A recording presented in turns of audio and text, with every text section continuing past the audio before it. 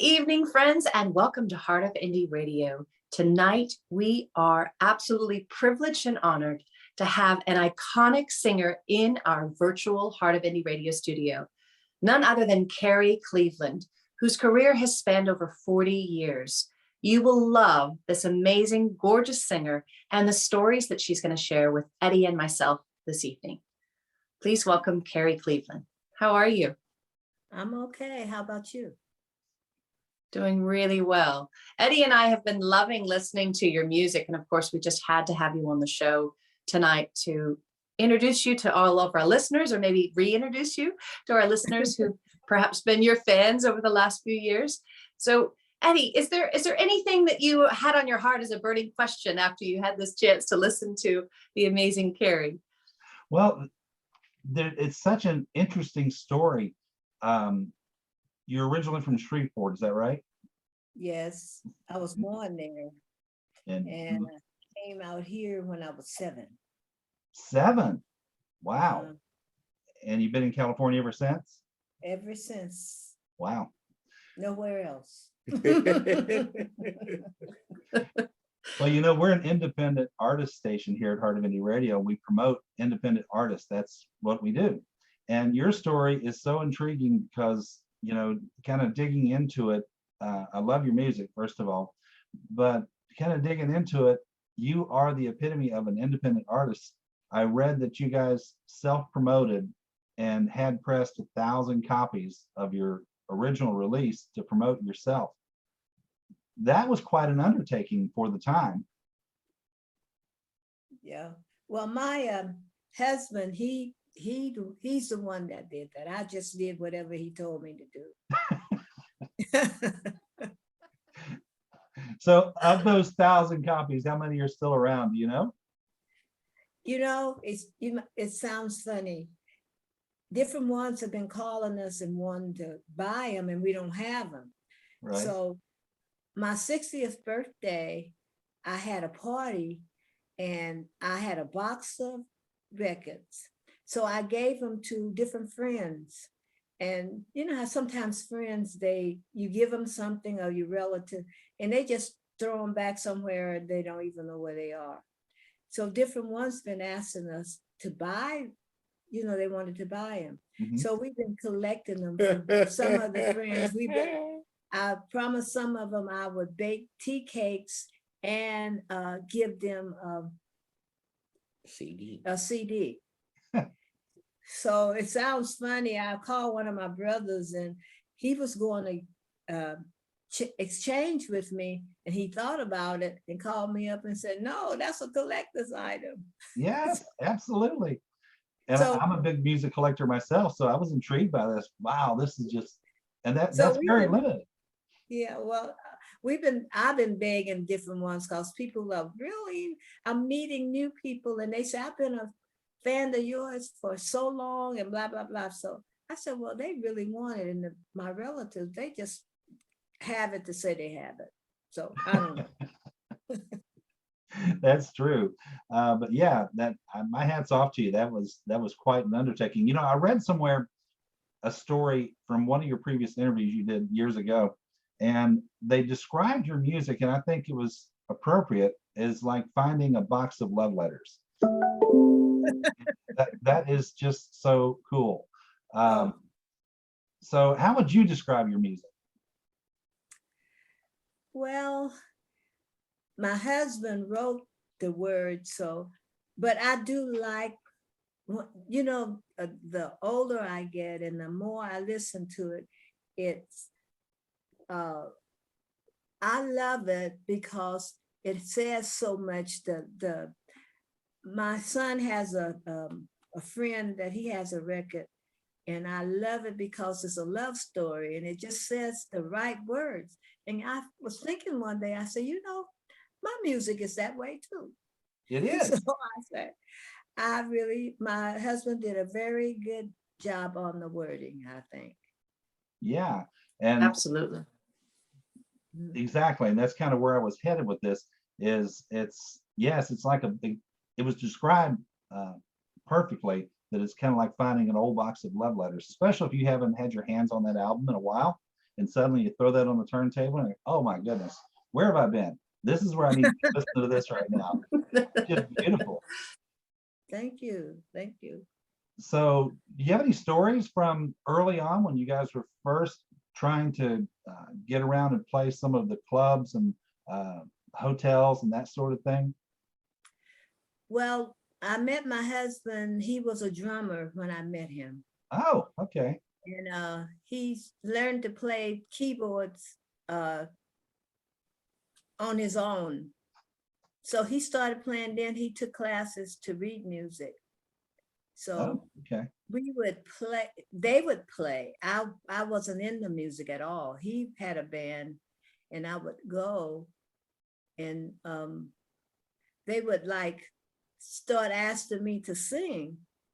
So I got up to sing and it got where the people started asking for me. So that's how I started being a singer in the group, and I ended up being the person. Those were some people with good ears. Yeah. Beautiful voice. It's like, get her up there. We even like, we had a friend, a good friend, which was in the group. He would get a job and he would get me to audition and they would get the job, and then he would get one of the people that was a friend of his. So that went on for a little while, and my husband had to stop him from that because they were only getting the jobs because of me. Oh, wow. Mhm. So you were touring Oakland at the time. Are you still living in Oakland? No, we live in Rio Vista. Okay. It's not far from Oakland. Okay. So you hadn't distanced yourself too far away from there. Mhm. So you still making the rounds to radio stations and that sort of thing in the area for interviews, You that know, sort of thing? all of this is new. My son is the one that's doing this. Okay. We had records. He had met a friend that was selling old records, Ah, and he was telling him about his mom's music, and he shared it with him. So he gave him a few, and we found out later on there were a lot of people selling our records, and we didn't even, they were even in the record store, and we didn't even know it. yep. So That they were album, selling them. I can't yeah. let you get. Music is highly collectible. I've got something in the neighborhood of 5,000 albums that I've Wow. collected over the years. And yeah, they become highly collectible, especially ones like yours that are so beautiful and so rare. You know, when you only press 1,000 copies, that doesn't go very far. And so, yeah, they're hard to come by. But it's been re-released on a different label, right? Oh yes, it's Kalita. Kalita Records. Yeah. Uh, Now, if listeners are paying attention to that right now, is that still readily available if they want to go find it? Yeah, we have CDs. Okay. Okay. It's kind of funny. He only pressed up 1,000 LPs, and I'm not sure how many CDs. You know, we were trying to get some for this past weekend's meet and greet record signing. Okay. And the distributor is out of the vinyl. So all we have are CDs available. I talked to Kalita Records and he said he's going to do press a couple of singles of the different songs Okay. and put them out there. So, Yeah, but right now we have copies ourselves that we're personally, you know, mailing them out. I sent one to Emmy, and you know, we've been authenticating them and sending them out one by one. okay. That's nice. Listeners are going to be interested. This interview is going to air on the Memphis show, and this falls right in there. We're doing a 5-part series right now, which is where your interview is going to fall. And it's a 5-part series on music production. And right now we're focusing on that Memphis sound, you know, the R&B and soul stuff from the 60s and 70s. So you're going to fall right in there. And so I guess what I'm trying to say is there are going to be listeners who are going to be clamoring, trying to figure out, how do we get her music? That is beautiful. Why did I not discover her before? Where have you been hiding her? And so they're going to want to know.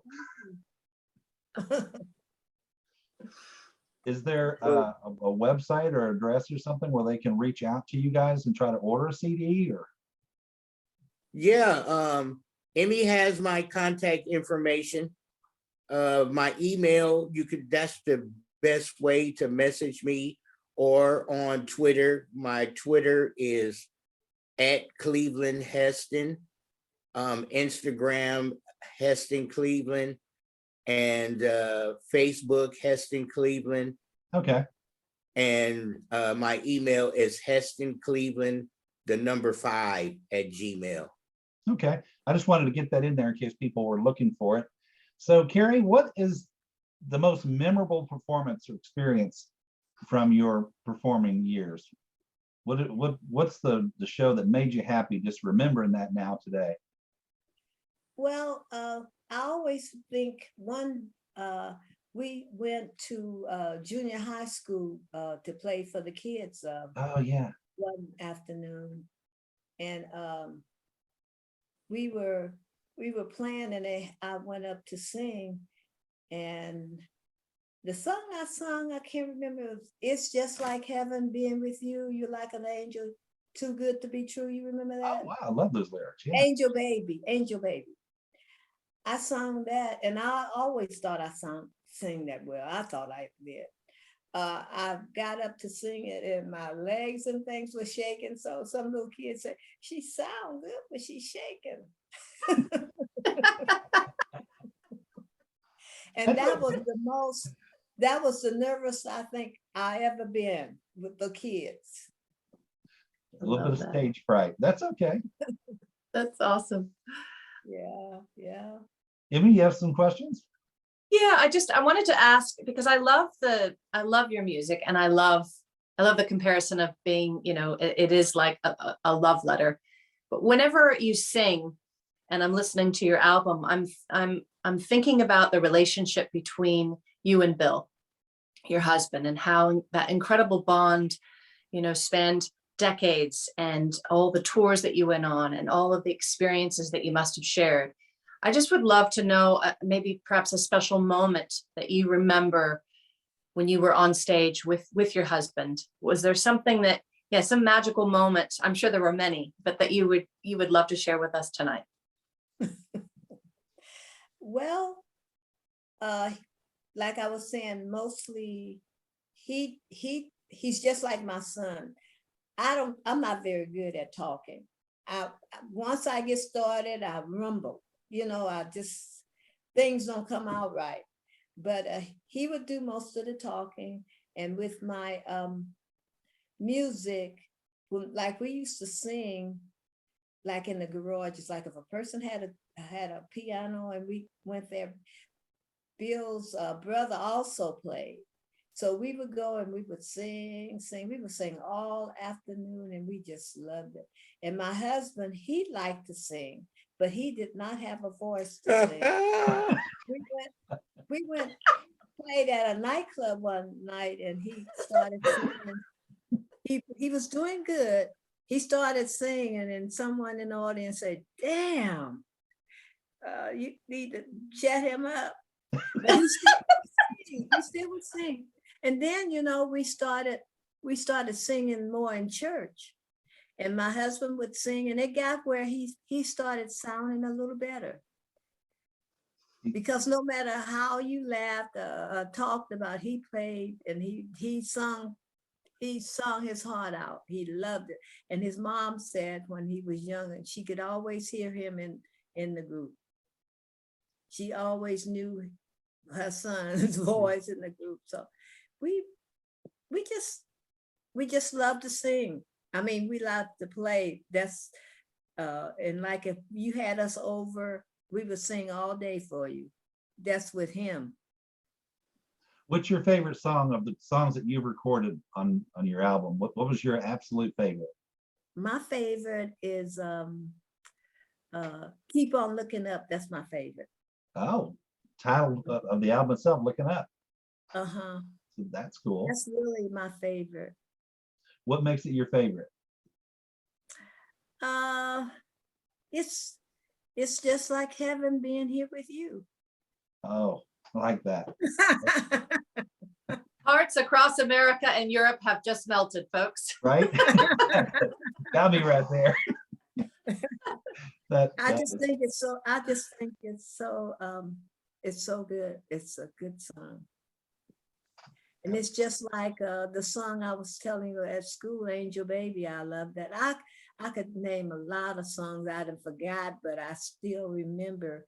And going to this record shop we went to Saturday, I can't wait to get into the records and look for records I used to know.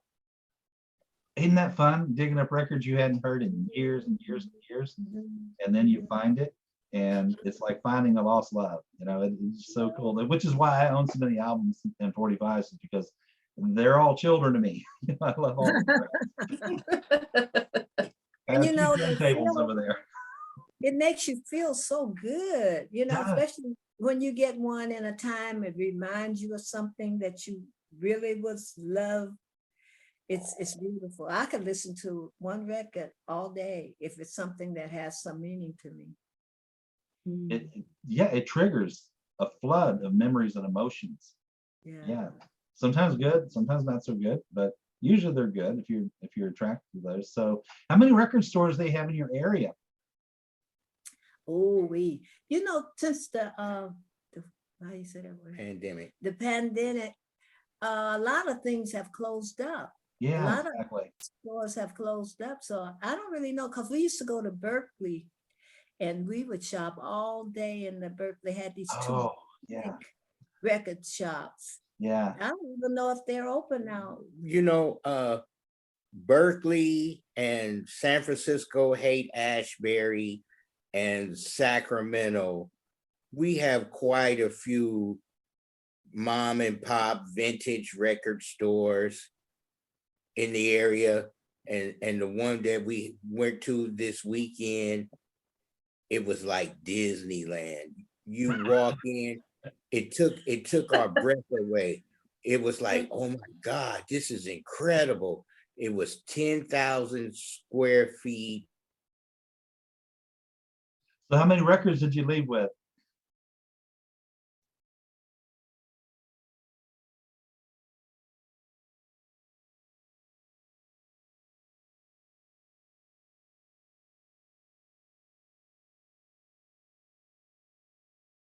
Yep. Okay. Hi, Carrie. Sorry about that. We lost internet connection here and it stopped everything. So we're just gonna mix the two video clips back together. Okay, that's fine. All right. So Emmy, you want to do the wrap up here? Sure. Wanted to thank your son Heston we were just chatting about what a wonderful job he's done promoting your music, and it's because of him that I had a chance to meet you virtually and listen to your records. And thanks again for sending your record to me. It really means a lot to my kids and I. And Carrie, I'd love for the listeners out there who want to follow you on social media. I think Heston was kind enough to tell us how we can reach you. But if there was just one last message you'd like to give our listeners that are tuning in tonight, that would be wonderful. It could be 2 words, it could be a sentence, whatever it is, just a last hurrah to our listeners. Oh, well, thank you very much for me being one of your, I don't know what to say. Thank you for supporting me. Thank you for supporting me. I appreciate it very much. I've always been where I was shy. I would sing in a minute, but if you ask me to talk, it's a different thing. Like we had a show here, and they asked me what I wanted to do. You get up to say, we were reading the Bible, talking about different things. I said, well, I'll sing. So I end up singing, and it was one of my favorite spirituals. Precious Lord, I love that song. Oh yes, I love that too. So Beautiful. if someone asked me to do something, if they say talk, but I'll start singing. Well, that's wonderful. Thank you so much for being on the Memphis show tonight. And Eddie and I are just thrilled to chat with you and to hear more about your stories. And we hope that it will be the first of many interviews that we have the privilege of giving with you. So thank you. Much. Thank you so much, because Heston talks about you all the time. And I knew of you, but now I got a chance to meet you. And I Thank love you, your Carrie. son. That's one thing. Right?